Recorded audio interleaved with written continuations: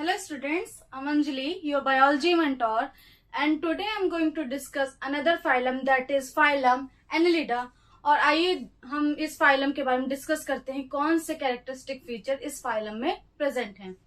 तो first of all इस phylum का नाम एनेलिडा क्यों पड़ा? क्योंकि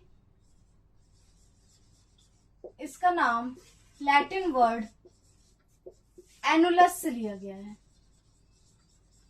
जिसका मतलब होता है लिटिल रिंग। क्योंकि अगर आप फाइलम एनेलिडा के मेंबर्स को देखेंगे तो उनकी जो बॉडी है वो छोटे छोटे सेगमेंट्स में डिवाइडेड है, और वो जो छोटे छोटे सेगमेंट्स हैं वो हमें छोटे छोटे रिंग्स जैसे दिखाई पड़ते हैं। इसलिए इस फाइलम को क्या कहा गया? फाइलम एनेलिडा, क्योंकि इनके जो मेंबर्स हैं उनकी बॉडी पे छोटे छोटे लिटिल रिंग्स प्रेजेंट होते हैं। ठीक है, अब आइए बात करते हैं कि इस फाइलम के मेंबर्स कहाँ पाए जाते हैं। तो सबसे पहले ये कैसे होते हैं? एक्वेटिक होते हैं, मतलब कि पानी में पाए जाएंगे। और कौन से पानी में? फ्रेश वाटर एंड मरीन,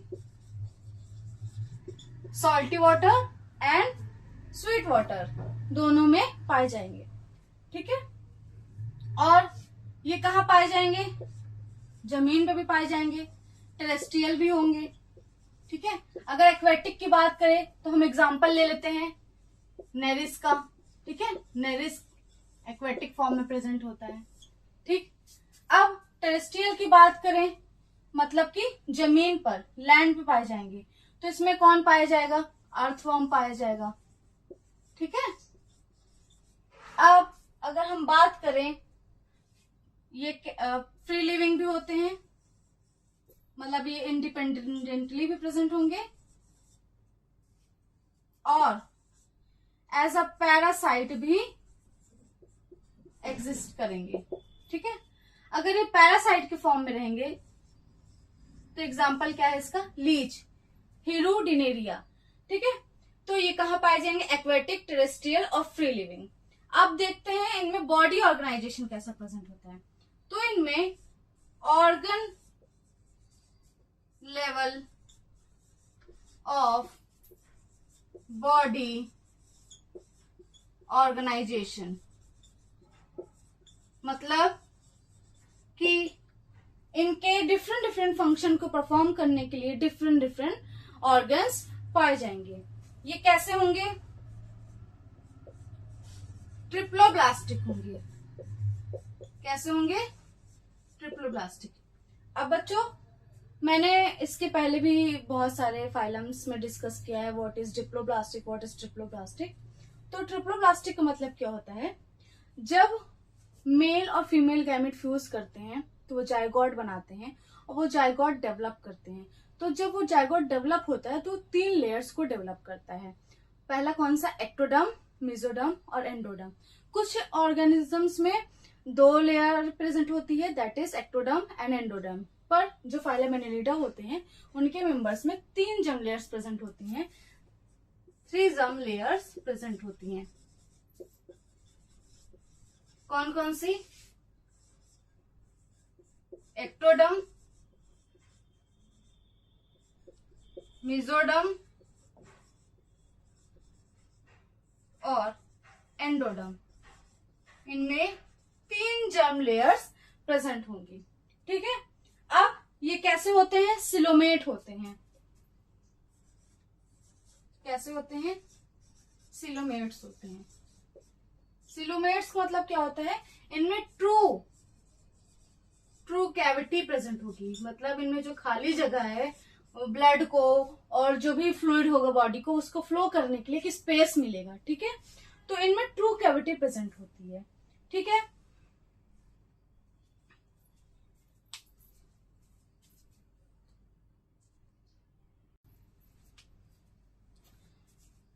अब इनका नेक्स्ट फीचर क्या है कि ये कैसे होते हैं? बाइलेटरल होते हैं। इनमें कैसे सिमेट्री देखने को मिलती है? हमें बाइलेटरल सिमेट्री देखने को मिलती है। अब बेटा what is bilateral symmetry? For example this is leech, example के लिए अगर हम मान लेते तो अगर हम इसे ऐसे कट करें तो ये वाला पोर्शन और ये वाला पोर्शन इक्वल हाफ में डिवाइड हो जाएगा। इसका मतलब कि इस साइड में जो भी ऑर्गन्स प्रेजेंट होंगे वो इस साइड में भी देखने को मिलेंगे। इस टाइप की सिमेट्री को क्या कहते हैं? बायलेटरल सिमेट्री कहते हैं। ठीक है, अब इनमें क्या होता है, ये इनकी जो बॉडी होती है वो कैसे होती है? सेगमेंटेड होते हैं। आप देख रहे होंगे इनकी बॉडी में छोटी छोटी रिंग्स दिखाई दे रही होंगी, सेगमेंट दिखाई दे रहे होंगे। तो इनमें क्या हो, ये कैसे होते हैं? मेटामेरिकली सेगमेंटेड होते हैं, मेटामेरिकली सेगमेंटेड। अब मेटामेरिकली सेगमेंटेड का मतलब क्या है? ये आप देख रहे हैं कि इनमें रिंग्स जैसे स्ट्रक्चर प्रेजेंट है, मतलब ये सेगमेंट में बटे हुए हैं। और मेटामेरिकली सेगमेंटेड का मतलब क्या होता है? Linear rings like structure present होता है, एक साथ ये रिंग्स लाइक स्ट्रक्चर प्रेजेंट है। और ये जो रिंग्स लाइक स्ट्रक्चर है वो हर एक रिंग में कुछ ऑर्गन जो होंगे उनका रिपीटिशन होगा। कौन से ऑर्गन? फॉर एग्जाम्पल वेसल्स और नर्व्स। जो वेसल्स और नर्व्स होंगी वो ये हर एक रिंग के साथ क्या होंगी? रिपीट होंगी। ओके, तो इस तरह के सेगमेंटेशन को क्या कहते हैं? मेटामर्स कहते हैं या मेटामेरिकली सेगमेंटेड कहते हैं। ठीक है, अब ये चलते कैसे हैं, लोकोमोशन कैसे होता है? तो इनके पास कुछ सर्कुलर और लॉन्गिट्यूडनल मसल्स प्रेजेंट होती हैं। ठीक है, लॉन्गिट्यूडनल और सर्कुलर सेल्स प्रेजेंट होती हैं, सेल्स प्रेजेंट होती हैं। किसमें हेल्प करती है? लोकोमोशन में। ठीक है, एक जगह से दूसरी जगह जाने में इनको ये हेल्प करती हैं। ठीक है, पर अगर जैसे हम बात करें नेरिस की, जो कि एक्वेटिक फॉर्म में है, जो नेरिस होगा वो कैसे होता है? वो एक्वेटिक फॉर्म में होता है। ठीक है, तो वो कैसे जाएगा? अब वो पानी में है तो वो चल तो सकता नहीं है, उसको तैरना होगा। तो उस पे क्या, उसके लिए क्या प्रेजेंट होता है? पैरापोडिया प्रेजेंट होता है उसमें। उसमें कैसा प्रेजेंट होता है? पैरापोडिया प्रेजेंट होता है। और ये जो पैरापोडिया है वो किसमें हेल्प करता है? स्विमिंग में हेल्प करता है। ठीक है, parapodia helps in swimming.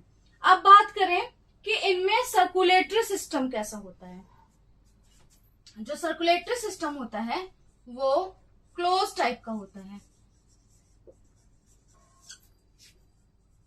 System close type का होता है। अब बेटा what is close type of system? इसमें क्या होगा? जो भी ब्लड होगा वो वेसल्स के थ्रू ऑर्गन्स में पहुंचेगा, ना कि जो ऑर्गन्स होंगे वो ब्लड में डूबे हुए होंगे। ठीक है, जब ब्लड का फ्लो ऑर्गन्स तक वेसल्स के थ्रू होता है या नलियों के थ्रू होता है, ट्यूब्स के थ्रू होता है, तो उस टाइप के सिस्टम को क्या कहेंगे? क्लोज्ड सर्कुलेटरी सिस्टम कहेंगे। और क्लोज सर्कुलेटरी सिस्टम किसमें प्रेजेंट होता है? फाइलम एनालिडा में प्रेजेंट होता है। ठीक है, अब अगर हम इसके नर्वस सिस्टम की बात करें तो इनका जो नर्वस सिस्टम होता है वो तो प्रेजेंट होता है, नर्वस सिस्टम प्रेजेंट है। बट ये जो नर्वस सिस्टम है वो मिलके किससे बना है? वो पेयर्ड गैंग्लिया से मिलके बना है। किससे मिलके बना है? पेयर्ड गैंग्लिया से मिलके बना है। अब ये जो पेयर्ड गैंग्लिया है वो किससे कनेक्ट होती है? वो कनेक्ट होती है किससे? डबल वेंट्रल नर्व कॉर्ड से। जो पेयर्ड गैंग्लिया है वो डबल वेंट्रल नर्व कॉर्ड से कनेक्ट होगी। पर जब ये पेयर्ड गैंग्लिया को इससे कनेक्ट करने के लिए कौन सी नर्व्स होती हैं? लेटरल नर्व्स होती हैं। थ्रू लेटरल नर्व्स, ये लेटरल नर्व्स के थ्रू किससे कनेक्ट होती हैं? डबल वेंट्रल नर्व कॉर्ड से। ठीक है, अब बात करें कि इनमें एक्सक्रीशन के लिए और ऑस्मोरेगुलेशन के लिए कौन सा ऑर्गन प्रेजेंट होता है। तो नेफ्रीडिया किसमें हेल्प करता है इनको, एक्सक्रीशन और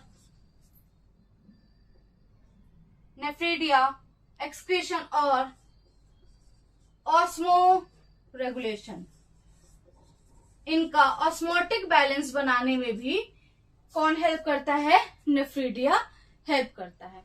ठीक है,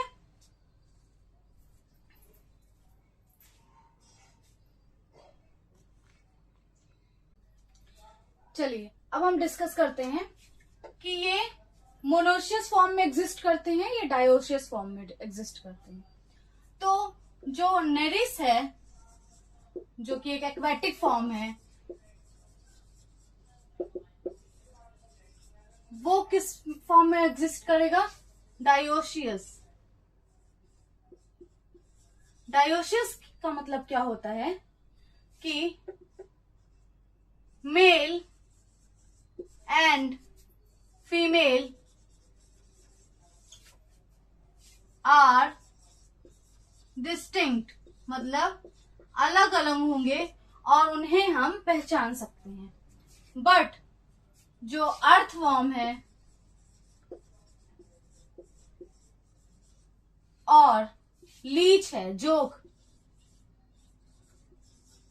वो किस फॉर्म में एग्जिस्ट करेगा, मोनोशियस फॉर्म में, मतलब कि मेल और फीमेल एक ही बॉडी में प्रेजेंट होगा। ठीक है, अब इनमें रिप्रोडक्शन कैसे होता है, तो इनमें सेक्सुअल रिप्रोडक्शन होता है। रिप्रोडक्शन कैसा होगा, इज सेक्सुअल।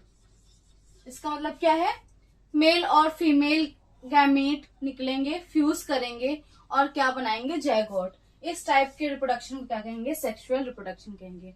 अब बच्चों, हमारी एनसीईआरटी में कुछ एग्जांपल्स मेंशन है फाइलम एनालिडा के, आइए डिस्कस करते हैं। तो पहला एग्जांपल क्या है, नेरिस। ठीक है, दूसरा एग्जांपल है अर्थवॉर्म, जिसका साइंटिफिक नेम क्या है, Pheretima पोस्थुमा। पोस्थुमा is a species and Pheretima is a genus. Okay, तीसरा है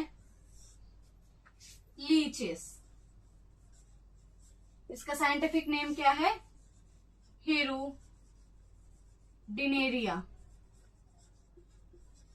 इसे क्या कहेंगे, ब्लड सकिंग लीच। तो बच्चों, मैंने स्टार्टिंग में बोला था कि कुछ मेंबर्स जो होते हैं वो पैरासाइट के फॉर्म में भी एग्जिस्ट करते हैं। तो जो हिरुडिनेरिया है वो एज अ पैरासाइट एग्जिस्ट करता है।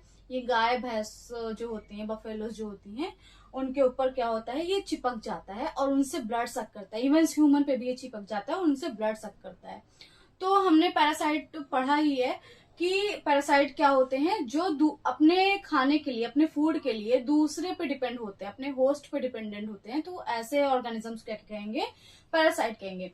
तो हिरुडिनेरिया जो लीच है वो भी क्या करता है, ब्लड सक करता है, क्योंकि ब्लड उसका फूड है। तो उसके लिए वो किस पे डिपेंडेंट होता है, एनिमल्स पे डिपेंडेंट होता है।